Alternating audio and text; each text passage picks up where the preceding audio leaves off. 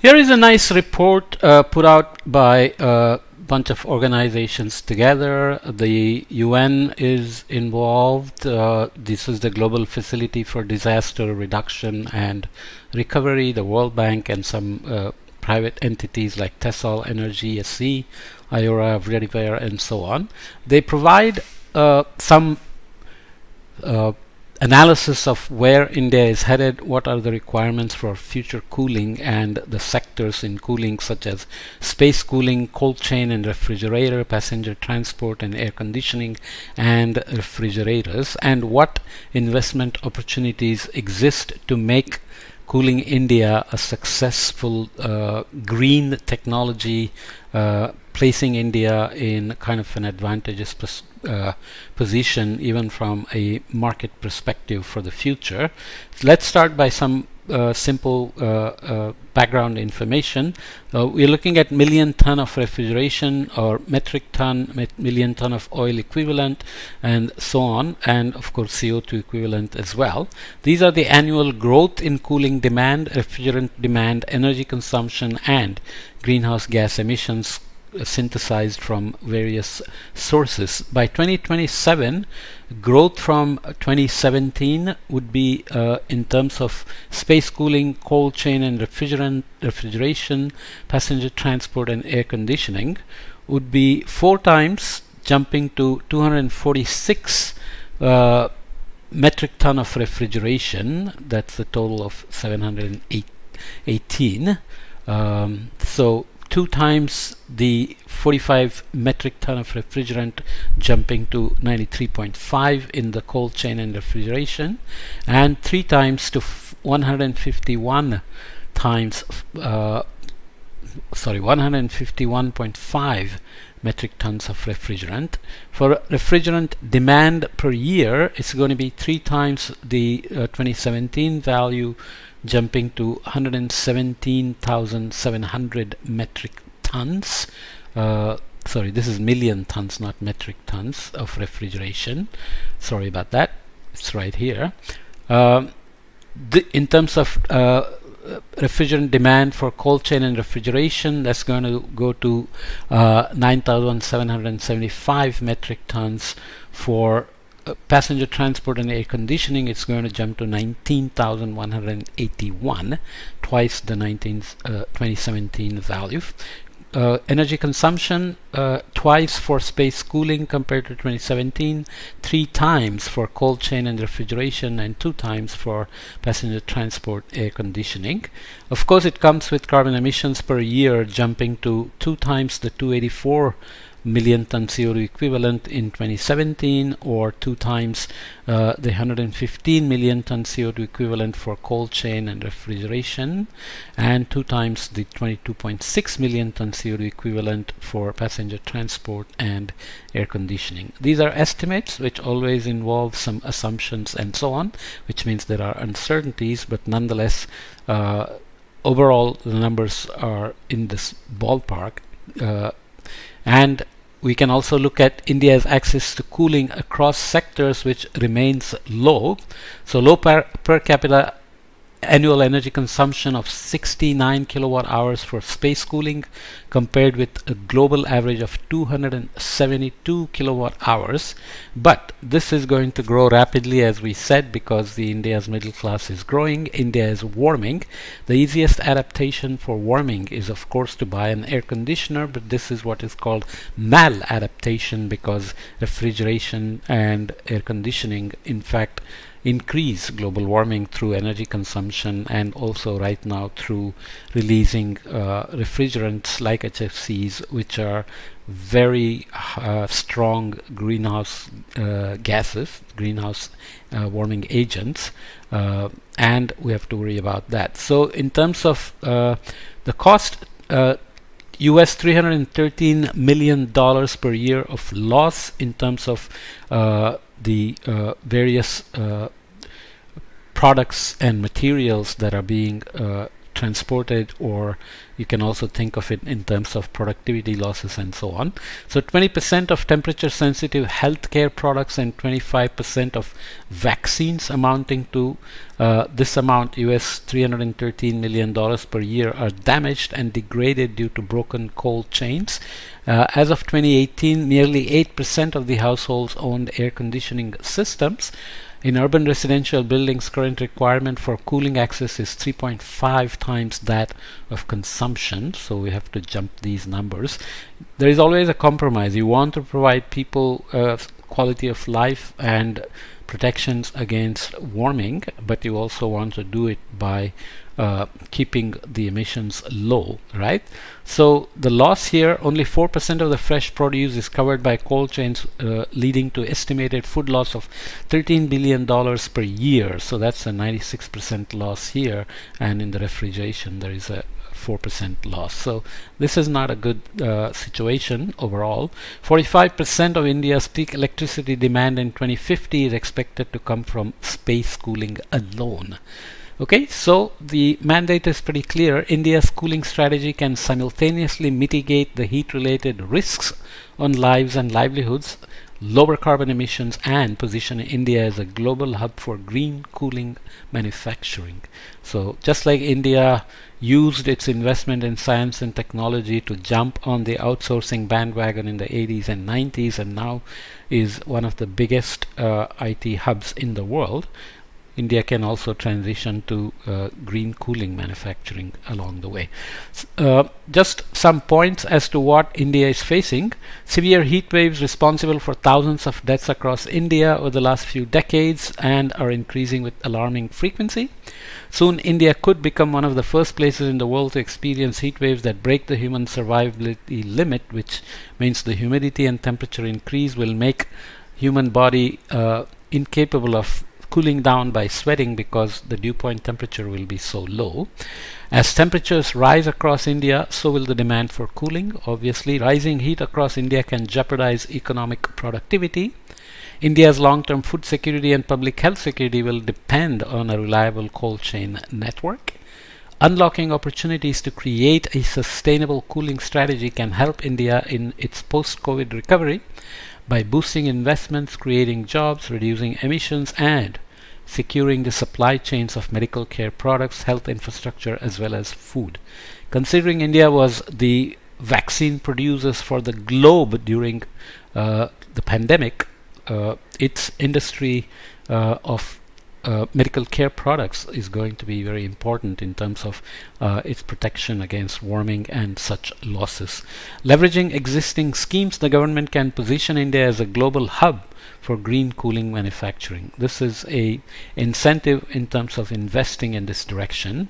So to make additional point, making India's cooling action plan a success, the study finds that anticipating the complex cooling energy trends and challenges facing India, in 2019 the Government of India launched the India Cooling Action Plan ICAP to help provide sustainable cooling and thermal comfort for all. We will look at some details of the ICAP in a minute.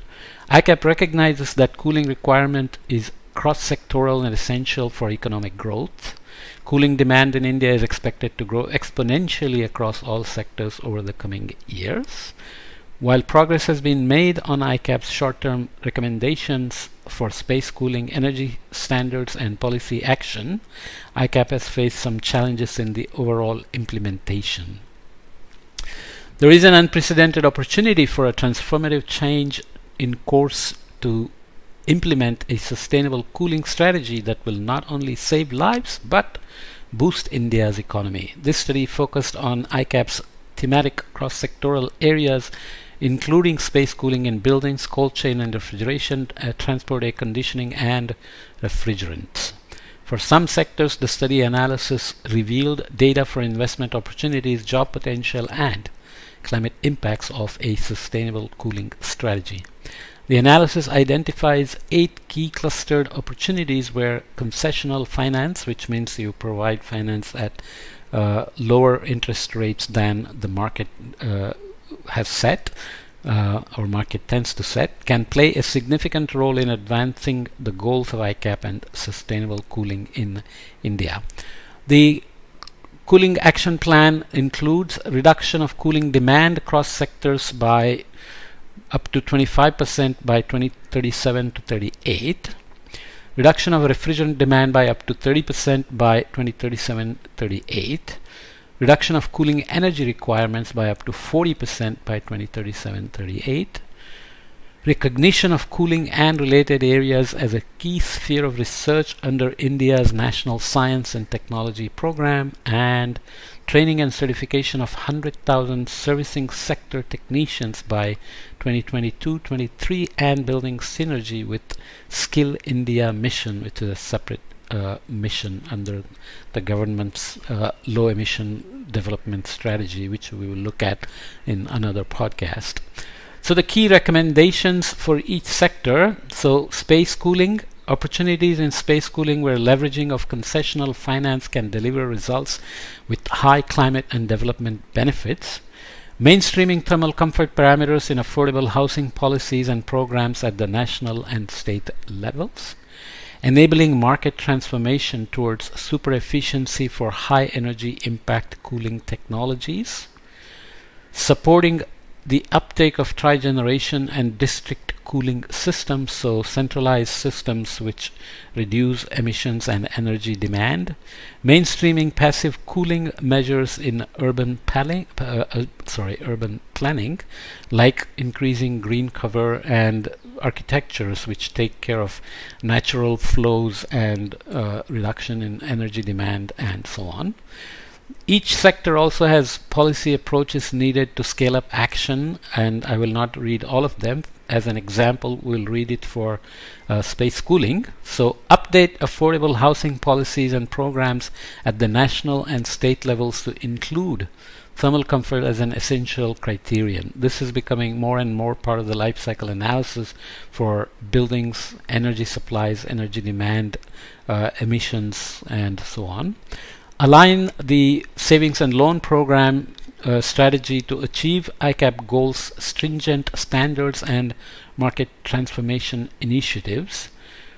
Enact a national policy for district cooling. Mandate deployment of DCS in high density cooling greenfield developments. So these are district cooling strategies, or these district cooling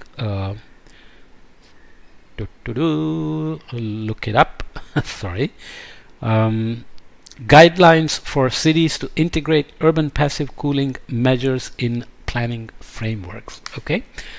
Key recommendations for cold chain and refrigerants. Opportunities in the cold chain and refrigeration sector where leveraging concessional finance can deliver results with high climate and development benefits. Supporting the development of sustainable and energy efficient end-to-end cold chain networks, including refrigerated transport. Promoting better operations and servicing through capacity building of all stakeholders and incorporating effective monitoring systems. This includes tracking the transportation, trucks and so on, trains, whatever, plus tracking the refrigerated centers and all the in-between points, so that the logistic chains are end-to-end managed with things like IoT, for example.